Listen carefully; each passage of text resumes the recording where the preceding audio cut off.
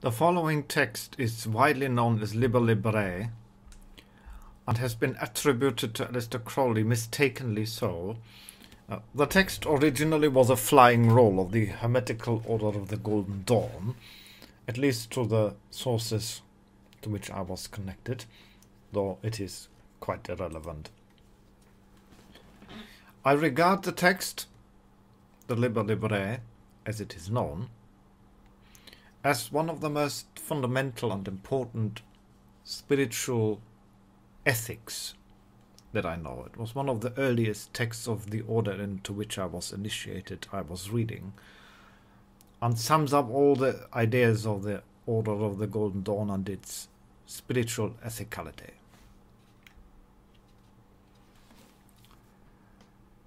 Learn first, O you who aspirest unto our ancient order, that equilibrium is the basis of the work. If thou thyself hast not a sure foundation, whereupon wilt thou stand to direct the forces of nature?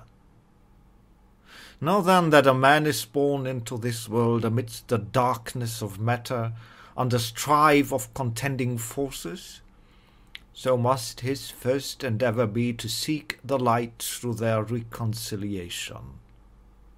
Thou then who hast trials and troubles, rejoice because of them, for in them is strength, and by their means is a pathway opened unto the light.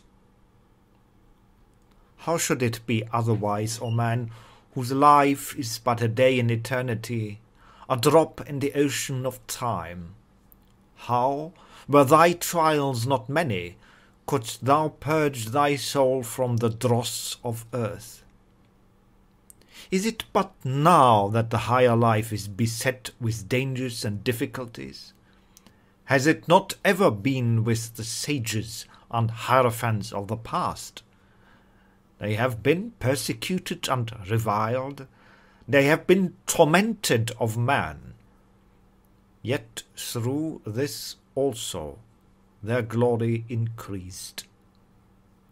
Rejoice therefore, O initiate, for the greater thy trial, the greater thy triumph.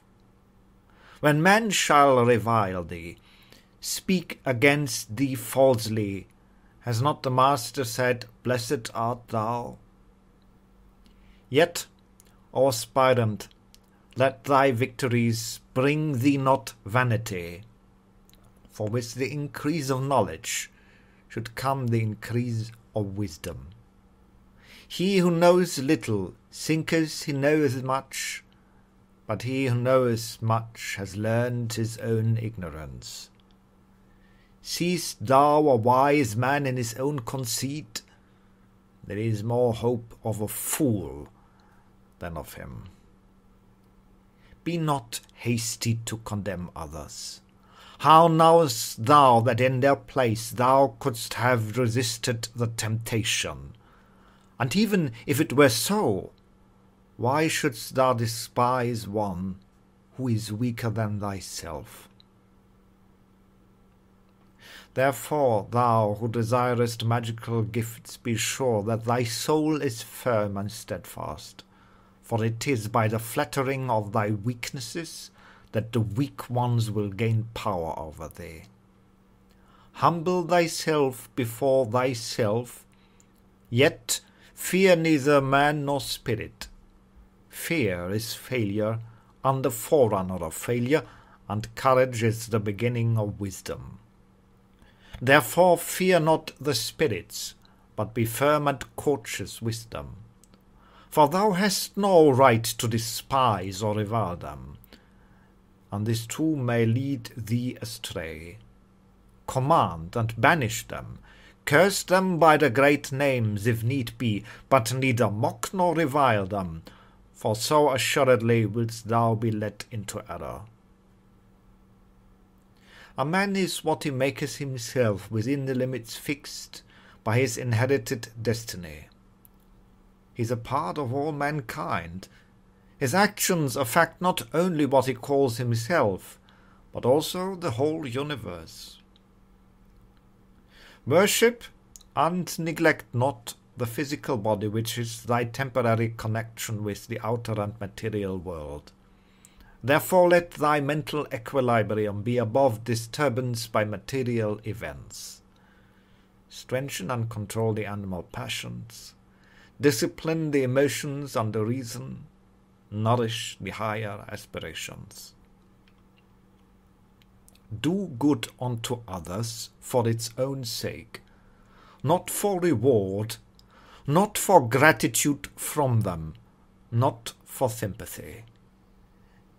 If thou art generous, thou wilt not long for thine ears to be tickled by expressions of gratitude.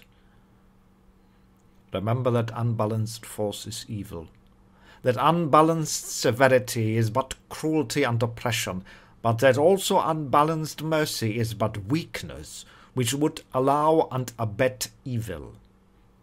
Act passionately, think rationally, be thyself. True ritual is as much action as it is word. It is will. Remember that this earth is but an atom in the universe, and that thyself are but an atom thereon, and that even couldst thou become the gods of this earth whereupon thou crawlest and grovellest, that thou wouldst even then be but an atom, and one among many. Nevertheless, have the greatest self-respect, and to that end sin not against thyself.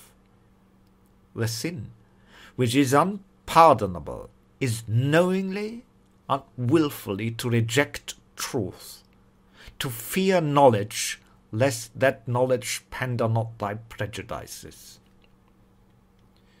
To obtain magical powers, learn to control thought.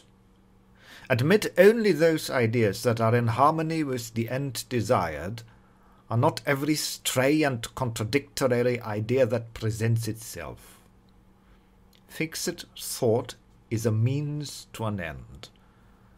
Therefore pay attention to the power of silent thought and meditation. The material act is but the outward expression of thy thought, and therefore has it been said that the thought of foolishness is sin. Thought is the commencement of action, and if the chance thought can produce much effect, what cannot fixed thought do?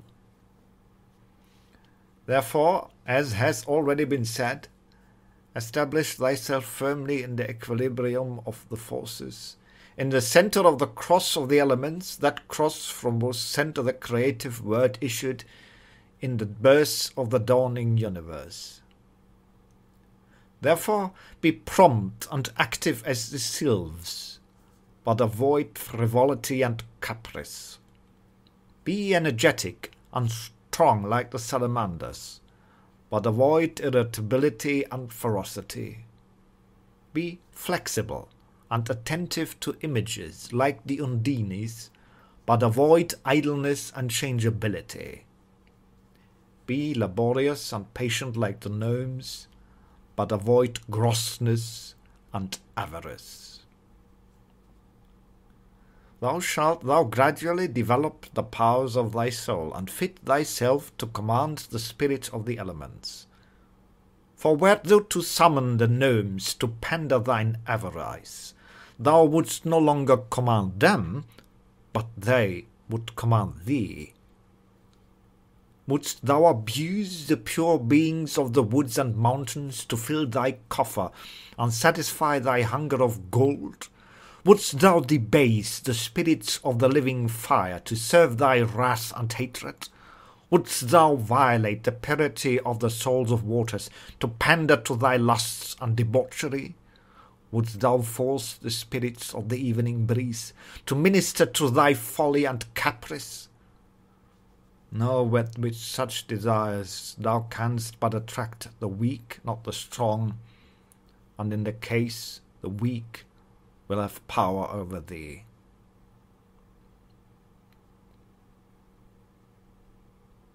In true religion there is no sect. Therefore take heed that thou blaspheme not the name by which another knoweth his God. For if you do this thing in Jupiter, you will blaspheme Jotewauhe, and in Osiris, Yeshua. Ask, and you shall have. Seek, and you shall find. Knock, and it shall be opened unto you.